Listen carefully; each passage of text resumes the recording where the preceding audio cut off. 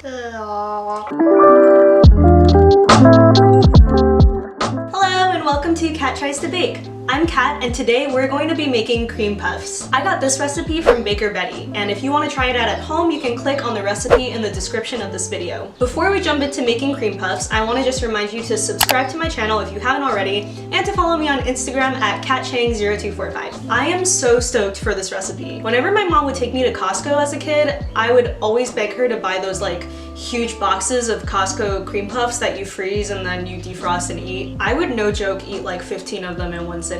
I've never made choux pastry before, so I'm nervous about that but also excited. As you can see, I have all of my ingredients out already because I'm a good noodle, so let's get started. What we're gonna do first is make the shells of our cream puffs. Since the portable burner that I ordered is still on its way, let's go over there to the stovetop.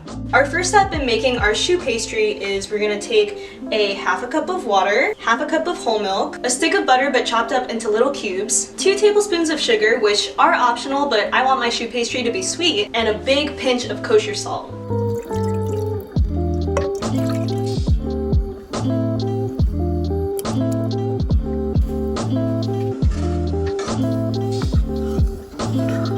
So the butter has pretty much melted all the way, but we want to wait until this comes to a boil. Reading ahead, I know that as soon as this comes to a boil, I'm gonna have to take it off of heat and pour all of my flour in. So I'm gonna have my flour ready. Flour is ready. It's only been maybe 2 to 3 minutes, but it's already boiling. So I'm gonna take it off of heat and pour all of my flour in. Now I'm gonna stir vigorously. I stirred it vigorously for maybe like 10 to 20 seconds, and it's really smooth now. Now I'm gonna flatten it until it basically covers the whole bottom of the pot. I flattened it as much as I can, and now I'm gonna return the heat to medium, and apparently I'm supposed to wait until it starts crackling, so... Great British Baking Show spoiler alert. When Peter said in the first episode, I think it's the first episode, that he always like listens to his bakes when they come out of the oven, I was like, maybe there's some truth to that. So I've started listening to my bakes. I know this isn't a bake, but I just wanted to say that I started listening to them. And I mean, Peter won, so maybe it'll get me somewhere. I should really pull this up. It's like kind of sizzling? I'll just assume that that's the crackling I'm supposed to be listening for. In order to see if my choux pastry is dry enough, I'm gonna push some of it to the side and then see if there's a thin film at the bottom of the pan. If there is, that means it's dry enough. If not, I need to wait. I feel like it's starting to burn a little bit and that makes me nervous. I don't know if I see a thin film yet, so I'm gonna wait a little longer, but I am nervous because I see it starting to like burn a little bit. It's not burnt, but it's like turning golden brown, and I don't know if that's what we want. Oh no, it's like, I feel like I overcooked it a little. Just gonna turn it to low for now. Anyway, I went back and I looked at part of Baker Betty's video, and I think I do see the film that she's talking about, so I'm gonna take it off of heat again, and I'm gonna stir until it's combined once more. I'm done with everything I need to do over heat, so I'm gonna move back over there. We are, ooh, did I start recording? Yes, I'm recording. Whew, one woman show. We are back over here now, and I have 4 eggs that I'm gonna crack in one at a time and stir until it's super glossy. I do know how to crack eggs with one hand, but every time I do, there's eggshell that gets in there, so I'm just gonna like, I promise I don't do any of this on purpose for the sake of this YouTube channel. That's 1 egg. Just wanna make sure there's no shell. Is that shell? I think it's okay. Just gonna put that in there. I'm gonna get another bowl to put this in. Egg number 2.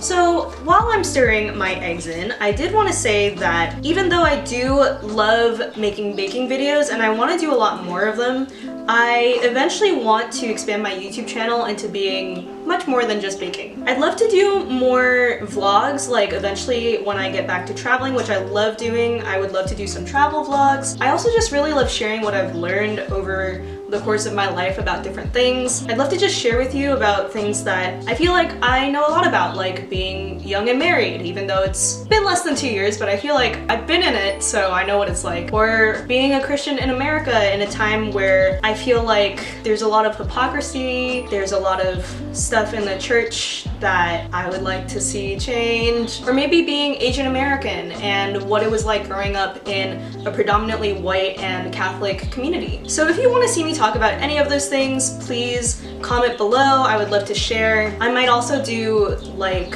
polls on my Instagram, so it's important that you follow and you participate in those polls, because then I'll know what you guys want to see. Alright, less talking, more stirring. I feel like it's not really combining super well. I feel like my pastry is sort of like in little like globs and not really combining, so I don't really know what that's about. Oof, this is a workout. Like, I really feel it in my right arm. Okay, it's starting to come together, so this is good. I'd say it's pretty well combined into like one solid pastry dough now. So let's move on to the next step. So I have the option to either use this immediately or store it for up to 3 hours before I use it.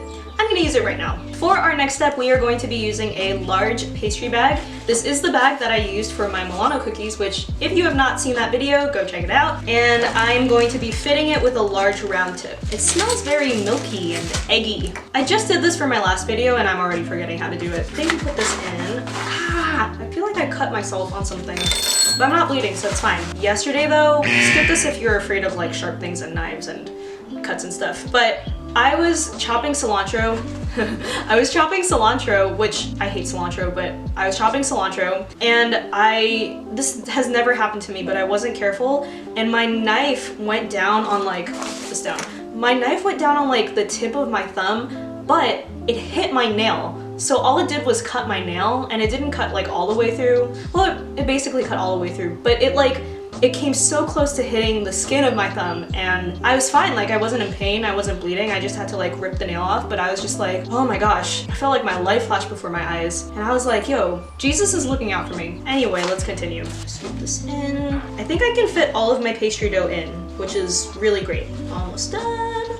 Okay, I'm gonna move this aside. Now that all my pastry dough is in this pastry bag, I'm gonna preheat my oven to 425 degrees Fahrenheit. And I'm gonna bring my baking sheet over, which I've already lined with parchment paper. Ooh, my first time making choux! I hate that whenever I say or hear the word choux, like in a baking context, I think of Mr. Choux, like from Glee. Anyway, I am going to pipe 1.5 to 2 inch little mounds. I feel like I might need another baking sheet, but we will cross that bridge when we get there. I should cut this a little bit, so hold on. All right, that's better. Here we go. I'm nervous. I always measure inches by like my thumb. That's like kind of what I was taught. I think that's about 1.5 inches. Maybe I'll do a little bit more. Okay, I'm pretty sure I wasn't supposed to coil it up like this, but I think this is about 2 inches, so I'm just gonna take a wet finger, is what the instructions say, and kind of smooth it out so that it is a mound. I have some water here. My hands are clean. I did wash them because I worked with eggs before, and I'm just gonna smooth it out a little bit.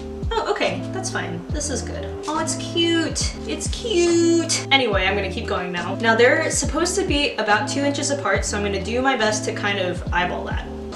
Like over here. It does make me a little nervous that there are those crispy bits that I mentioned before, but I can't really do much about it now. Oh, that's how you're supposed to do it. Okay, so just like pipe directly, just like on it and don't coil. I don't know why I was like making coils before. This is slightly smaller, that's okay. I don't really have anyone helping me film today, so I'm gonna try and film B-roll like this. It's not gonna work, but, oh, okay. Why am I doing this? My camera stayed, okay. I bet that footage was so bad. My camera stayed, okay. Oh my gosh, it's actually not that bad, but my arm is in the way, so I'm not gonna do that anymore. Okay, I think I can fit another one in this row. They're so cute. Can't wait to eat these. I feel like this isn't gonna make that many. Maybe I'm actually piping them too big. My first few are definitely a little too big. Like this first one, he's a big boy. I think I can make a few more, like maybe 2 or 3. I'm really surprised. I thought I was gonna make like a lot of cream puffs because, you know, cream puffs aren't that big. I am getting the hang of this, and you know what? This hasn't been really hard so far, so I'm gonna make these all the time. I forgot what they're called, but I want to make that like nun shoe pastry thing that they always make the contestants bake on Great British Baking Show. I don't know if you can tell, but I really like that show. Okay, I think I've got one more left. Try my best to just use all of it in this last little ball. I can probably make another small one actually, so I'll just like, just put it randomly here. Come on, little guy. Okay, that's whatever, it's fine. I have 16 cream puffs, which is not bad. I'm still waiting right now for my oven to preheat to 425, so I'm gonna set these aside. I'm gonna bring my stand mixer over and I'm gonna start making the cream. Actually, my oven just finished preheating, so I'm gonna put these in. I put my baking sheet into the oven at 425, then I bumped the heat up to 450, and now I'm gonna bake it for 10 minutes. After those 10 minutes, I'm gonna drop the heat down to 350, and then I'm gonna bake it for another 13 to 15 minutes. But now it's time to make the cream. Here's my stand mixer. Now I've got 1 cup of cold, heavy whipping cream in here that I'm gonna pour in. Now I'm just gonna attach my whisk attachment and then whip it until it becomes cream. Or whipped cream, I should say, because it's already cream. Actually, no, I read the instructions wrong. So we're only supposed to whip it until it starts to thicken. Then we're gonna add our powdered sugar and our vanilla. The instructions say to put 1 teaspoon of vanilla extract, but I always put more than that. So this is 2 teaspoons. And now this is 3 tablespoons of powdered sugar. And now I'm gonna continue whipping it until it forms soft to like medium peaks.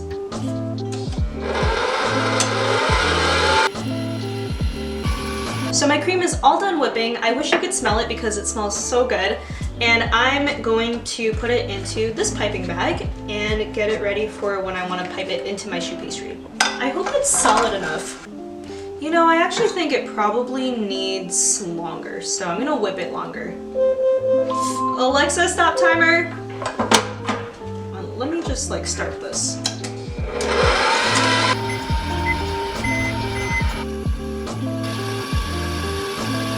Okay, I think it's pretty whipped now, so I'm gonna put it into my pastry bag. I've been making my way through Gilmore Girls for the first time. My husband and I both really love it. Like, we look forward to watching it every single night after he's done with work. And sometimes in the kitchen, I definitely feel like Suki. Like, I feel like I make a mess everywhere. I'm like really clumsy, but hopefully I'm also like very nice and make good food. You know, this didn't make as much cream as I thought it would, but hopefully it'll be enough for all 16 of my little balls. Get out of there. All right, come on. I need you. I need you, girl. It's getting a little full. I'm gonna wash my hands. I'm gonna put that in the fridge. I'm gonna wait for my pastry to cool. Okay, right now I'm waiting for my choux pastry to finish baking, and there's like 7 minutes left, but I just looked in the oven and they're huge.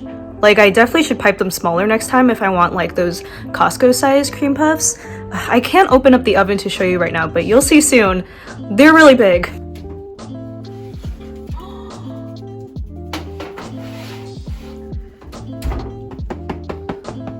Alrighty, so I took these out of the oven about half an hour ago. Then honestly I got a phone call and it went kind of long, so it was perfect timing because these needed to cool and they are so beautiful. I really was not expecting for these to come out so poofy, and there's like pretty cracks in it and it's a perfect shade of golden brown. I will say though that the bottoms are a little burnt.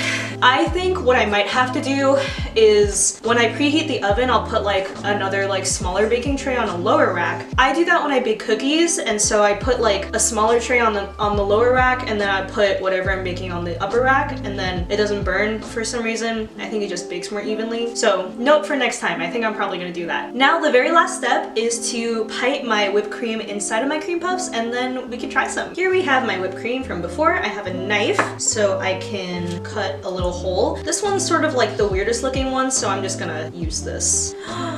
Ooh, the inside is like really hollow and just like open and airy, which is really nice. Okay, so now that there's a big enough hole in this, I'm gonna take my whipped cream out and I'm just gonna pipe it straight in. Ooh, that's a lot. I think that's as full as we're gonna get right now, so I guess I'll just try it. I'm gonna put it, okay, maybe I'll eat it upside down for now. Wow. Wow, wow, wow, wow, wow. I definitely piped too much whipped cream into it because it's like overflowing. So I know for the next few, but it's so good. It just like tears really nice. Wow. 10 out of freaking 10. I would absolutely recommend this recipe. It was so easy to make. They bake really fast. They cool pretty fast. And I just want to make these for like parties that we throw in the future once the pandemic is over. Thank you so much for Thank you so much for watching Kat Tries to Bake, and I'll see you next time.